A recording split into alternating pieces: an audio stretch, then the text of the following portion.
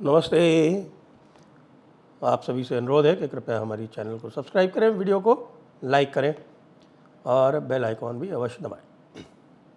अफ़गानिस्तान में पाकिस्तान की फ़ौज ने एक नंगा नाच शुरू कर दिया है, लेकिन साथ ही साथ पूरा का पूरा पाकिस्तान घबराया हुआ है। और जानते हैं घबराने का कारण क्या है?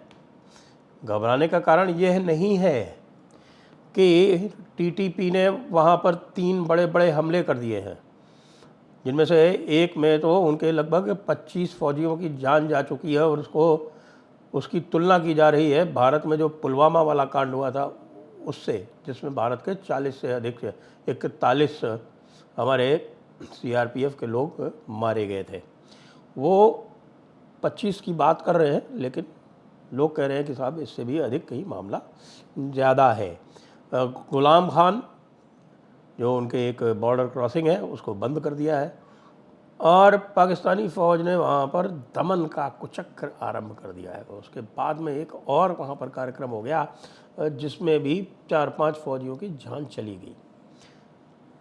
इसके अलावा आप जानते हैं बलूचिस्तान में क्या हो रहा है। बलूचिस्तान में तो साहब मस्तूंग में फिर से लगभग 48 घंटे तक पूरे शहर को बलोचों ने, बीएलए की बात की जा रही है कि बीएलए ने अपने कब्ज़े में रखा। इसके पहले कलात में कांड हो गया था। नोशकी में जो इनके जो गोल्ड आता है, जानते हैं ना बलूचिस्तान से कितना गोल्ड आता है। इनका गोल्ड आता है 11 टन। 11 टन 11 टन आप सोचिए कितना होता है 11 टन।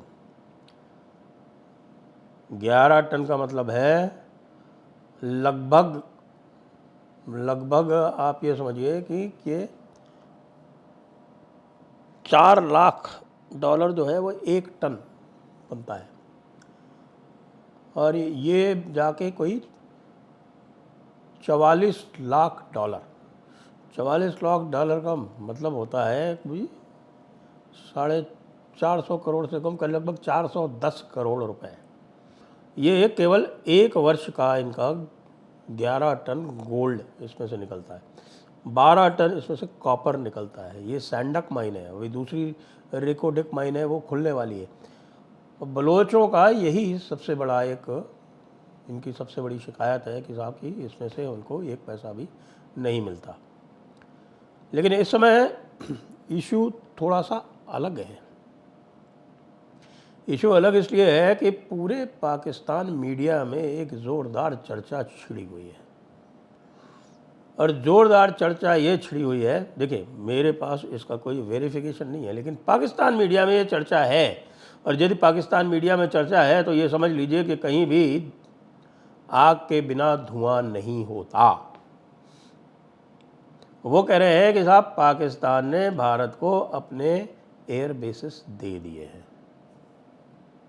जी हाँ, कह रहे हैं कि साहब बगराम, काबुल और कंधार ये 3 एयरबेस जो हैं वो भारत को जा चुके हैं। और उसके अलावा पहले से ही आपके ताजिकिस्तान का जो फरखोर एयरबेस है वो पहले से भारत के पास है।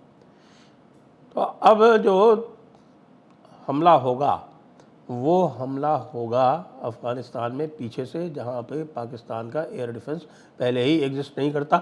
और जो भारत के सामने जो इनके जो पूरा का पूरा एयर डिफेंस है उसमें से लगभग 80% नष्ट हो चुका है। वैसे तो ऑफिशियली भारत कहता है कि साहब हमने इनका 20% डिग्रेड कर दिया, लेकिन 20% डिग्रेड करने का मतलब होता है कि पूरा का पूरा नेटवर्क नष्ट हो चुका है। तो 20% से वो पूरा इम्पैक्ट जो है वो 80% आता है। केवल कुछ जो लोकल जो जितना भी नेटवर्क एयर डिफेंस है वो समाप्त हो चुका है। और केवल जो लोकल एयर डिफेंसेस है वो लोकल एयर डिफेंसेस कहीं कहीं पे मौजूद है। अच्छा, वैसे भी वो एयर डिफेंस करते क्या है, उनसे एयर डिफेंस से कुछ होता तो है नहीं। अब मैं इसका इम्पैक्ट आपको और तलाश के बताऊंगा कि ये जो अफ़गानिस्तान के साथ भारत का मेल मिलाप हो रहा है, तो जानते हैं अफ़गानिस्तान वालों ने क्या कहा है? अफ़गानिस्तान से एक स्टेटमेंट आया है कि अगर तुम अपने एयरबेस अमेरिकन को दे सकते हो तो हम अपने एयरबेस भारतीयों को क्यों नहीं दे सकते। जी हाँ, क्यों नहीं दे सकते हम भारतीयों को अपने एयरबेस। और ख़ास बात ये भी है कि उनके जितने भी एयरबेस हैं वो उन्हीं स्थानों पर हैं जहाँ अमेरिकन एयरबेस है।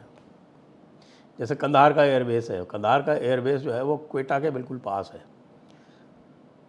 क्वेटा से मुश्किल से आधे घंटे की दूरी पे है, और क्वेटा में इस समय अमेरिकन बैठे हुए हैं। जी, क्वेटा तक ये कहा जाता है कि भाई भारत की ब्रह्मोस की रीच जो है वो क्वेटा तक नहीं है, क्योंकि क्वेटा 600 किलोमीटर है। इस समय जो भारत एयर टू लैंड जो मिसाइल्स यूज़ कर रहा है उनकी क्षमता या उनकी रेंज जो है वो लगभग 500 किलोमीटर है। और जो पुराना स्टॉक है ब्रह्मोस का, जो पहले जो सुखोई पे लगाया गया है, उसकी तो क्षमता जो है वो 290 किलोमीटर ही है। जो नया स्टॉक लगाया गया है, भारत ने 2018 में MTCR यानी जो मिसाइल टेस्ट कंट्रोल रेजीम ये साइन कर ली थी, तो उसके बाद फिर भारत को ये अनलिमिटेड अपनी मिसाइल की रेंज करने का अधिकार मिल गया था। तो उसमें जो बाद में जो सुखोई जो इक्विप किए हैं, लगभग 70 सुखोई जो है वो ब्रह्मोस कैरी कर सकते हैं ALCM में, air to land cruise missiles, बल्कि जी हाँ, air to land cruise missiles. अब आगे तो आपको पता ही है ALHCM होने जा रही है, यानी air to land hyper cruise missile. और जो नॉर्मल क्रूज मिसाइल्स हैं उसमें बहुत long range, very long range, इस तरह की मिसाइल्स आने वाली है। लेकिन क्वेटा जो था वो बचा हुआ था, क्योंकि क्वेटा रेंज से थोड़ा सा बाहर था। अच्छा, रेंज है भी, मान लीजिए थ्योरेटिकल रेंज अगर 400 किलोमीटर है, 450 किलोमीटर है, तो 450 किलोमीटर एग्जैक्ट थोड़ा सा कम रखते हैं, जिससे क्योंकि वो इनफेक्टिव ना हो जाए थोड़ा बहुत रेंज में कमी बेशी से। तो अब ये मामला यहाँ तक पहुँच गया है कि भाई कंधार से तो मुश्किल से 100 किलोमीटर है क्वेटा, या आप ज़्यादा से ज़्यादा ले लो तो कंधार से 150 kilometre, as the crow flies जिसको बोलते हैं, यानी एरियल डिस्टेंस जो है वो मुश्किल से 150 किलोमीटर है क्वेटा से। और 150 किलोमीटर एक सुपरसोनिक एयरक्राफ्ट को कितना टाइम लगता है? तो भाई 1 घंटे में तो वो अगर नॉर्मल क्रूज़ पे भी 700 किलोमीटर चला जाता है, तो यहाँ तो मुश्किल से 15-20 मिनट का सवाल है। अब अमेरिकन बेस 15-20 मिनट की दूरी पर रह जाएगा यदि भारत अपनी एसेट्स डिप्लॉय कर देता है अफ़गानिस्तान में। दूसरी तरफ ईरान भी थोड़ा सा बमचक हुआ है। पाकिस्तान से तो वो पूरी तरह से दुखी है ही, पाकिस्तान के विरुद्ध कुछ कर भी रहा है, बलोच से भी वो अपना गुस्सा निकाल रहा है, और बलोच के ऊपर भी उसने वहाँ पर एक्शन लिया है और उनके ऊपर फायरिंग वगैरह की है। बहुत सारे जो अफ़गानी थे उनको अफ़गानिस्तान वापस भेज दिया है। लेकिन इसका कारण ये नहीं है कि उनको जो है अफ़गानिस्तान सरकार से कोई दुश्मनी हो गई। अफ़गानिस्तान सरकार के साथ में उनका जो गठजोड़ है वो कायम है, और वो अफ़गानिस्तान सरकार को मदद भी कर रहे हैं पाकिस्तान के विरुद्ध। वैसे तो आपको जानकर आश्चर्य होगा कि इस समय प्राइम मिनिस्टर शहबाज शरीफ जो है वो ईरान में हैं। वो वहाँ जाकर जो उनके प्राइम मिनिस्टर हैं उनसे मुलाकात कर रहे हैं। पता नहीं क्या कहने गए हैं, कुछ लोग कह रहे हैं कि साहब वो गए हैं वहाँ पर अमेरिका का मैसेज लेके, लेकिन कुछ और लोगों का कहना है कि नहीं साहब, कोई अमेरिका का मैसेज लेके नहीं गए, वो तो गए ईरान के पास कि साहब ऐसा है कि हम आपको न्यूक्लियर बॉम्ब सप्लाई कर देंगे और आप इस न्यूक्लियर बॉम्ब से इजराइल को ख़त्म कर दो। इसका क्या कारण है? इसका कारण ये है कि इजराइल की तरफ से जो उनके वेल प्लेस्ड एनालिस्ट हैं वो लेख लिख रहे हैं और वो ये कह रहे हैं कि भाई अब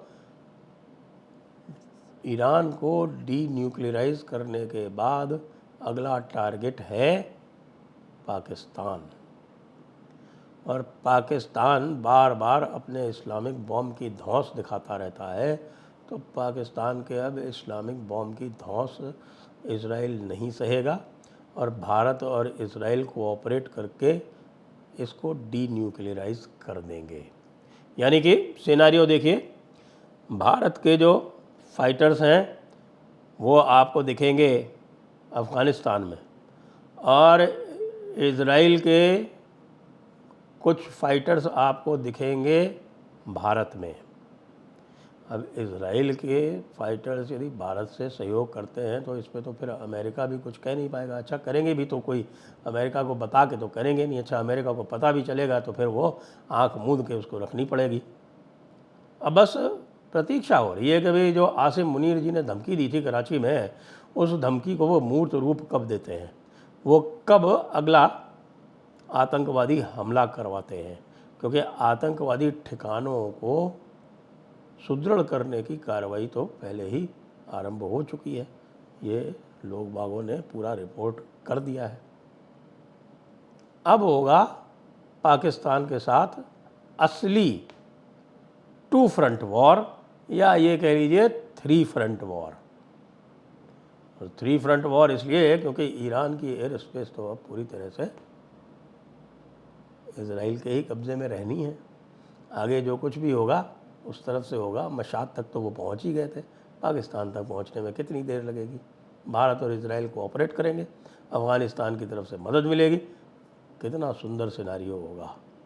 उम्मत वर्सेस उम्मत, उम्मा वर्सेस उम्मा। जय हिंद, जय भारत, वंदे मातरम।